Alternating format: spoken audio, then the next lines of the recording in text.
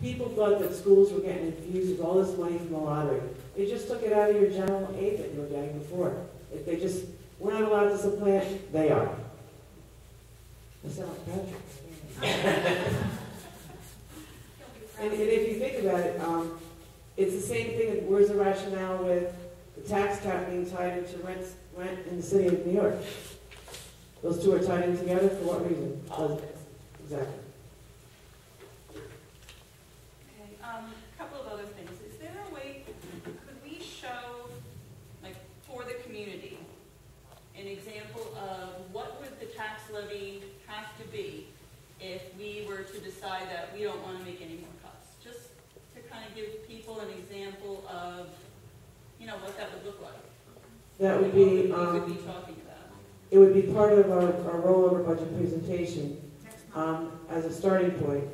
However, if we don't have state numbers, because it's all tied into the levy now, I won't have the information. I don't think the governor's budget will be coming out to the end of January, if we're lucky with his numbers. We won't know the ERS and TRS. We know ERS, we do not know TRS yet, so I'm going to have to make a guess on that. So we'll come close, but we're going to have to keep tweaking it as they give us more information. And just the last thing I had, actually it's just kind of something I wanted to mention based on a talk that I went to last week, and I just kind of wanted to share this. It was very interesting. I went to a talk by Rick Timms, and he's the executive director of the statewide school finance consortium, which is basically involved in trying to sue the school district for all the back, you know, aid that we haven't received yet. And obviously it was not a very enlightening, it was enlightening, but not a very, you know, he basically showed or presented a very grim picture of you know, the school districts. And one thing that he mentioned was that he studied 16 school districts, and he found that 14 of the school districts he studied, their ERS and TRS costs alone exceeded the amount of state aid they received. So that was obviously very scary. I know we're not at that point. But he also mentioned the fact that the districts really have kind of three choices at this point: is cutting staff, cutting programs, and using your reserves. And that once your district is, I guess districts can't go bankrupt, but they can become insolvent. And then what do? There's actually no protocol for if your district runs out of money. There's no one you can call, there's nowhere to turn. So what happens to these students? It's just kind of scary.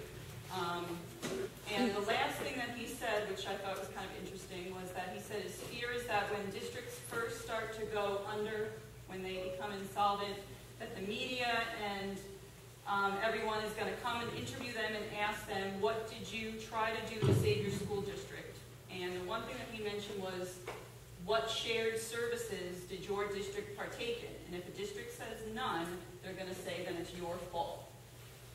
So I guess my question is, are we looking into anything like that as far as shared services goes at this point? Sure. As a matter of fact, Dr. Thomas sent me to his presentation on Friday.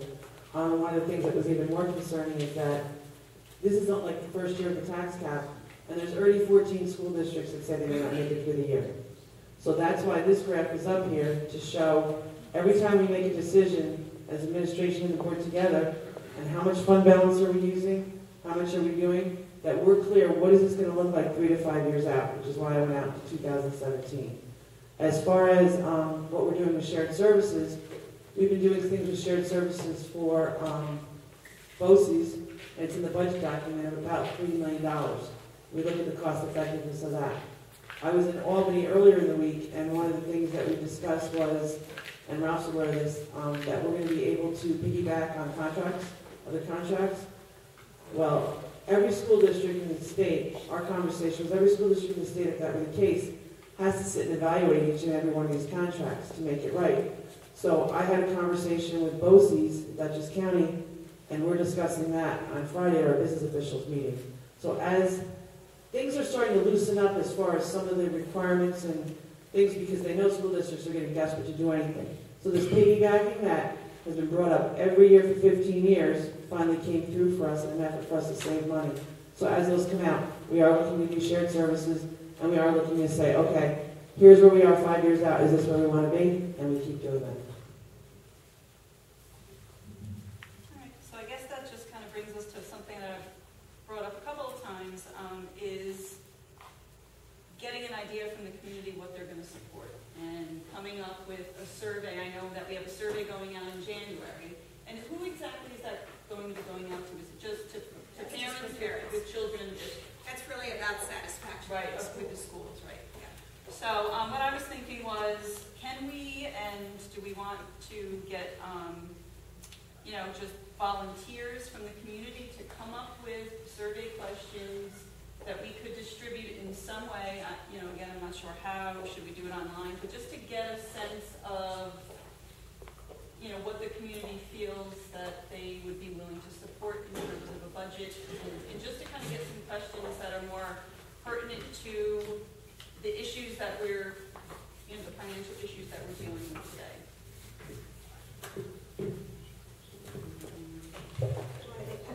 Obviously we can. It's probably not a bad idea, in my opinion. I'll just start there.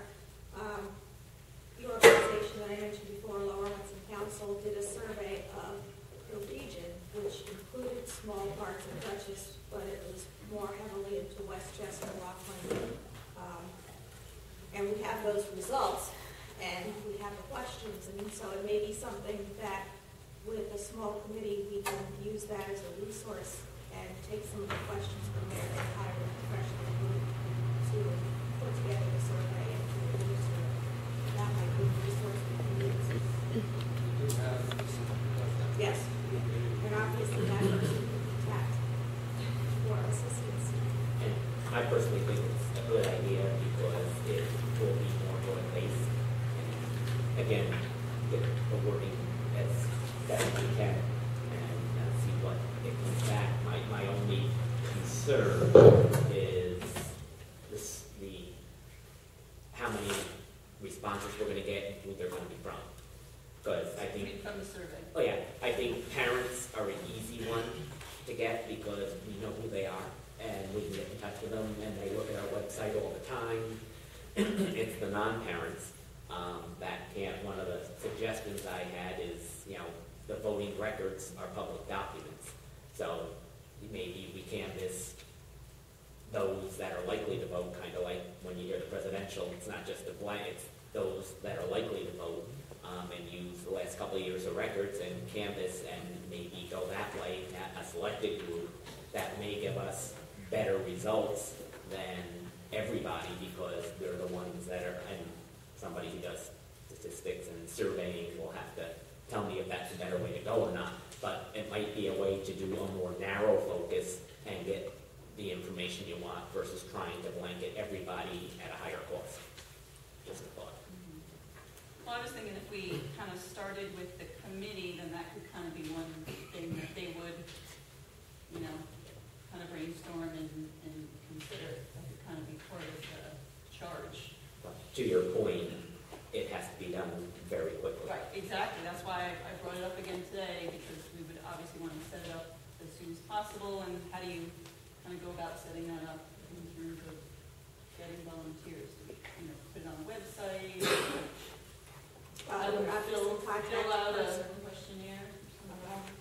And then put information on the website, and we'll probably get the board member served. Contact the PTA, see if they had any ideas.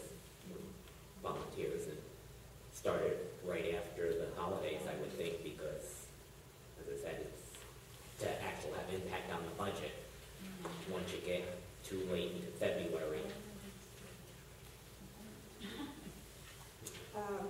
Michelle was just pointing out Kathy Bose's had experience with surveys like that too. And they are meeting with you January 4th, so maybe we should see what they say in that workshop.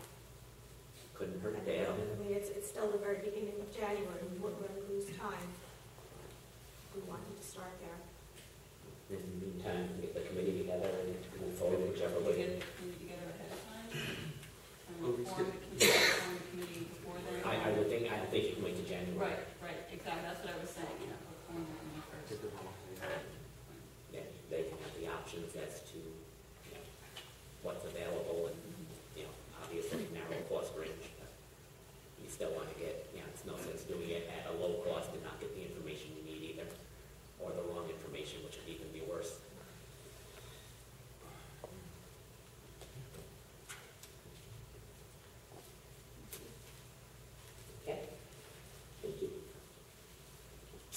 comments to the board? Anybody wishing to speak, just step up to the mic.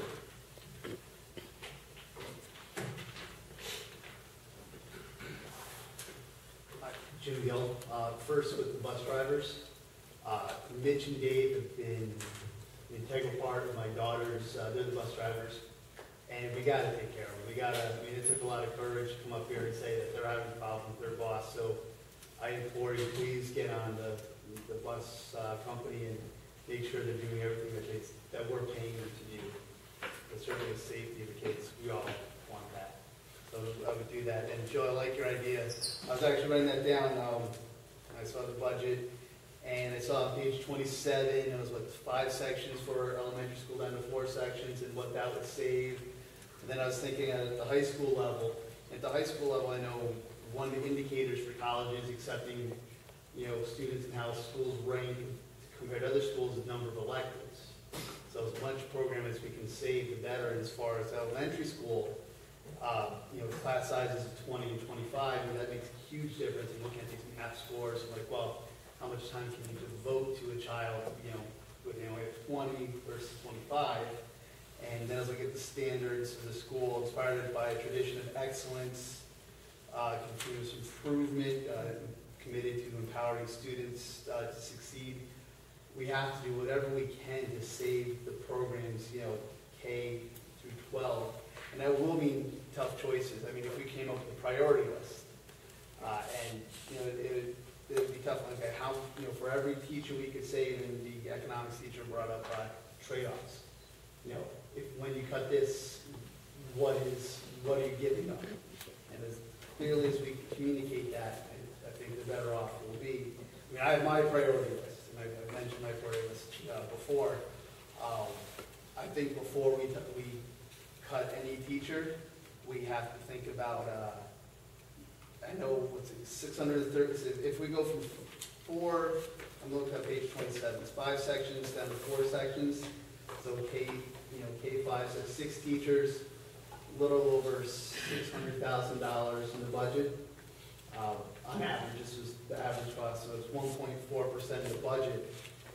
Before we cut one teacher, we have to look at tough choices, whether it be, and I'm a former high school coach, cutting sport, certain sports, if you only have a certain number of kids, that has to be on the table, unfortunately. Because what we do in the classroom has to count first. Maybe freezes on administrative bonuses. I know that's still in the contract, and I don't know what happened last year with the bonuses or not, but I think we have to look at those costs before we take a teacher out of the classroom.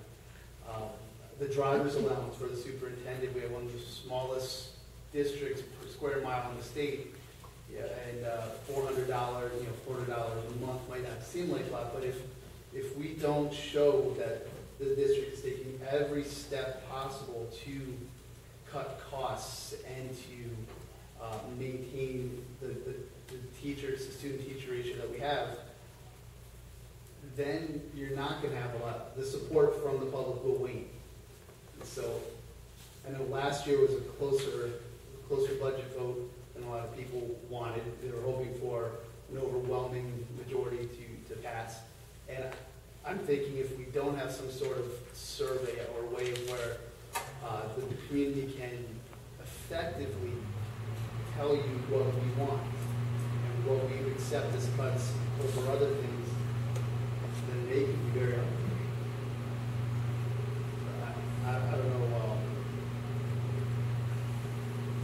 I would say my priority list has to be keeping the programs, has to be bottom up, whatever can benefit the kids most in the classroom has to be the priority, especially if we're going to stick to what we say our mission statement is as a school district.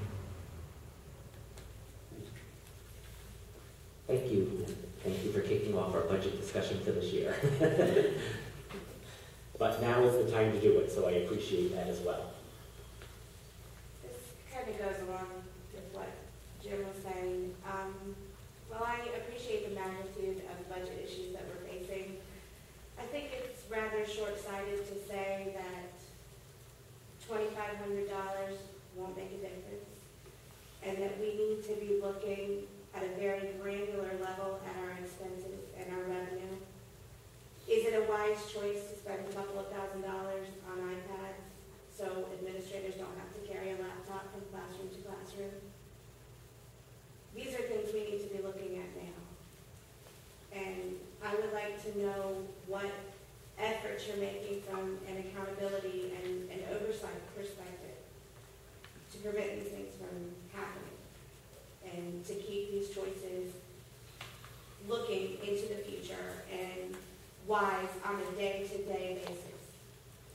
I mean, we're a small community, we can come together, we can support you, but we need to see that the effort is being made on a daily basis, decision by decision, dollar by dollar.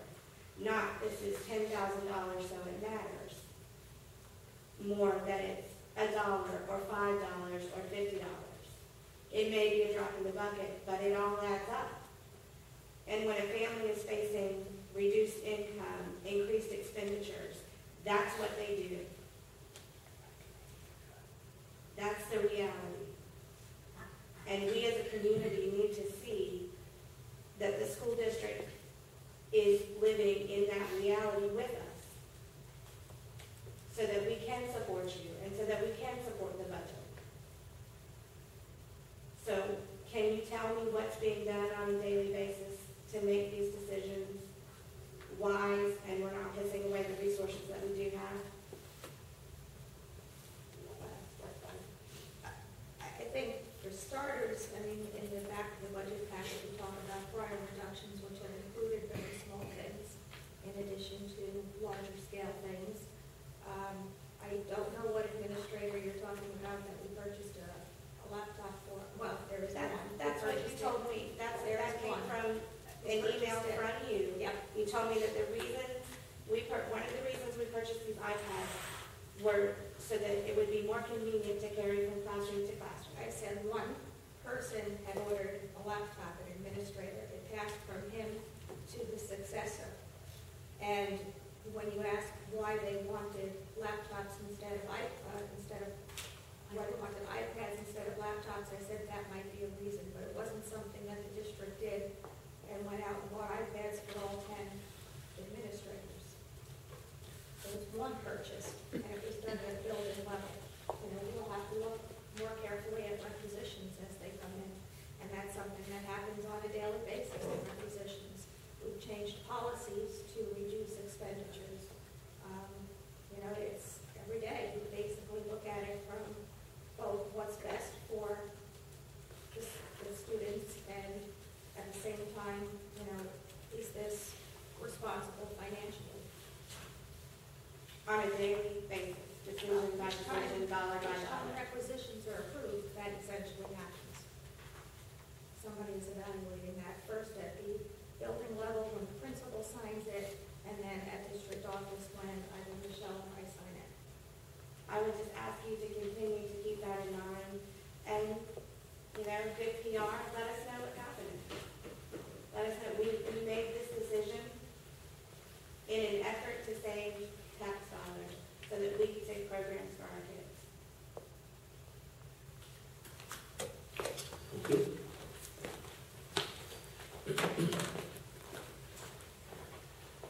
I just want to have 3 quick comments about the math testing. The first one is my high school son. He's taking, I think, 4 AP classes. And he got through his math testing. I don't know how much he gave it, but he was done with it. And then we told him, well, you have to take it again in May. And he got pretty upset about that. And for one reason in particular is because the AP exams are all given across the nation in the same period. And so the children in the South who start school in August are, the day he walks in the classroom, he's about 3 weeks behind them. So the teacher will hand out the syllabus and say, this chapter's on you, you have to do it over Christmas break to make up for that. And now in this critical review period in May, he's going to be taken out again to do additional maths testing. So that's, he doesn't see a benefit in that. Another comment I have is we're doing some maths testing 3 times. And that's only state mandated to be twice. was told that the teacher will get the results in November, and then there's about 20-some days of teaching until the next testing occurs. So I'm not sure, and in that those 20-some days broken up by Thanksgiving and Christmas, I'm not sure what we expect from that additional testing that we're funding.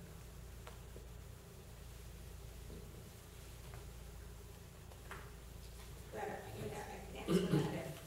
The maps testing, the next administration would be more likely to be the end of January, beginning of February. And so there's more than 20 days of instruction in there.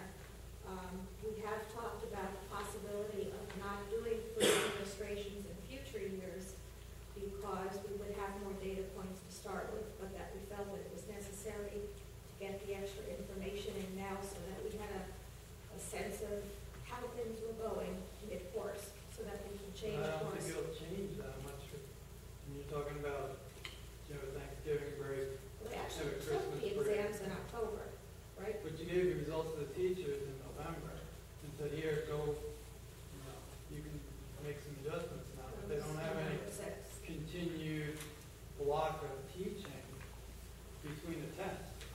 Yeah, It's all broken up by holidays, which I don't really see the value.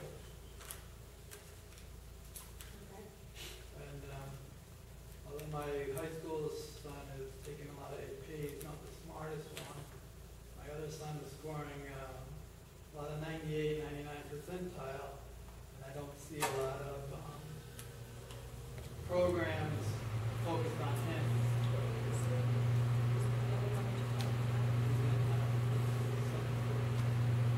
In fact, we're taking away from some of our better students. What I should tell them. I think that because of the doing the testing help the intent of helping them to study further. Well, percentiles are different than the way that the RIT scores work on the maths exams. Basically, percentiles talk about how you compare to 98%. No, I'm just saying, of like, the rest of school population. district cutting all the enrichment programs and things like that. We're kind of designed for his group of students. He's not the valedictorian, there's a whole bunch of these kids that do really well on these exams, and the school district continues to take programs away from his group. All we took away was the sixth grade enrichment at this point. They still have honors courses and eighth grade Right, once he gets to high courses. school, he'll be in the honors, right? Even next year, in eighth grade.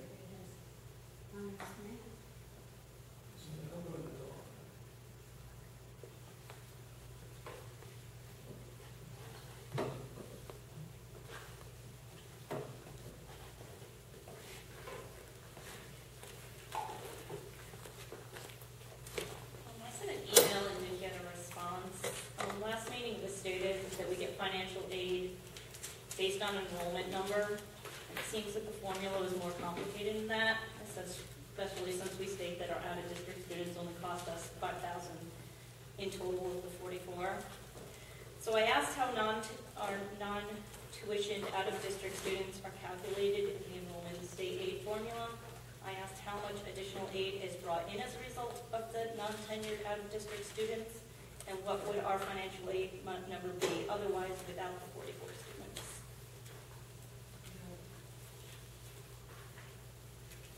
Just so it was addressed to the board, and I was waiting to see if the board responded. I mean, it was copied to me, so I did see it, and I forwarded it to Michelle and said, be prepared if the board asks.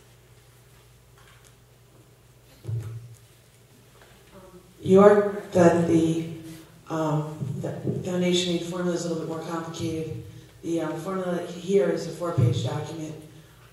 What it uses is, without getting too technical, it goes back for 2012-13 and gives you a total aidable pupil units. That number is 1,851. And then it multiplies it by your select foundation aid formula. As I explained before, the number should be $4,091 per student. This is just basic aid.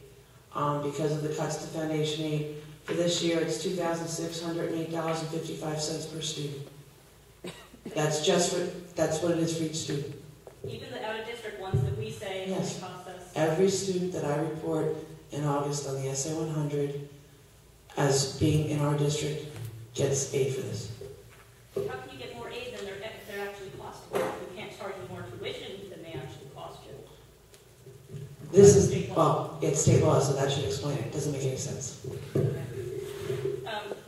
I am dismayed that there weren't provisions put in the contract that included things like their admission requires no increase in school faculty or staff, that the district currently has a program for that student, would only be allowed. And at the time of acceptance, no class has more than the desired number of students. Those caveats are in other New York State contracts, and I don't know why we didn't try to protect ourselves somewhat financially.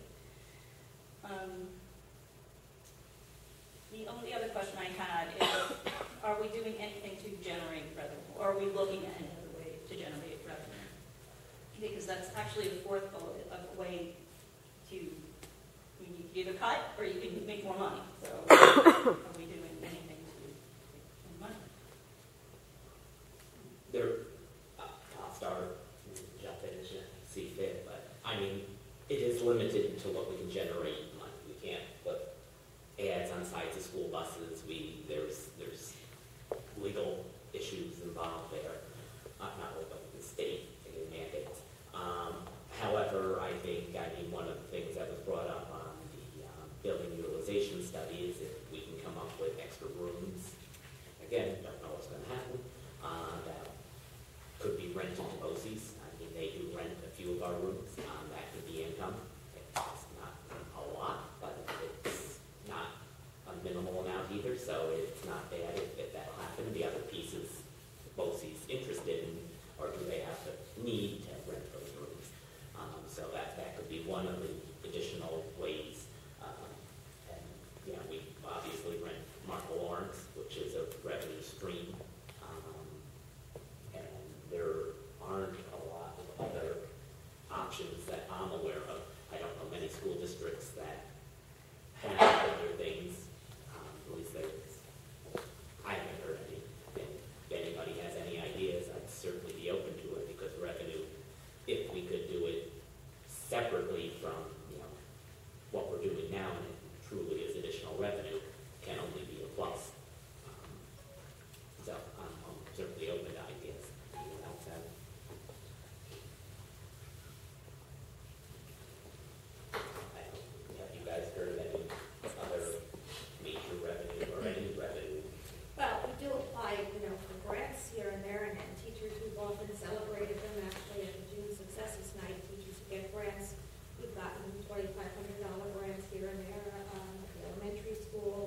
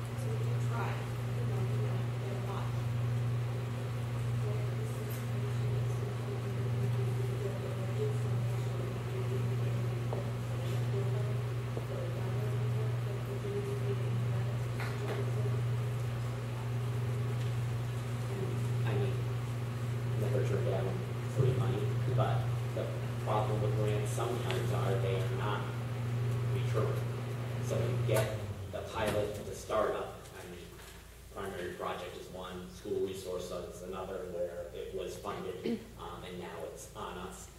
So yeah, I'm looking at, not that as I said, I've never turned down free money, but something that is a recurring stream, like a rental or something like that, would be something, you can count on year after year, and actually build into your plans. So, but.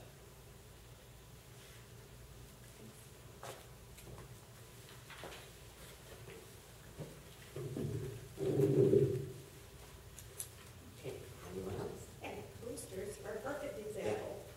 Just Exactly. tonight was a softball presentation, I mean, it was a great group of community who came forward and gave us something that will last. Comments from the board? Anyone else? Have anything? I just want to say quickly that, we are at the very beginning process of the budget, and now we're looking at everything. So, please encourage your friends, your neighbors, everybody who's involved to come out to the meetings, talk to us, tell us what you think, and, we are taking everything into consideration. We need to be talking. So thank you for the people who express their opinions, and please encourage others to come as well.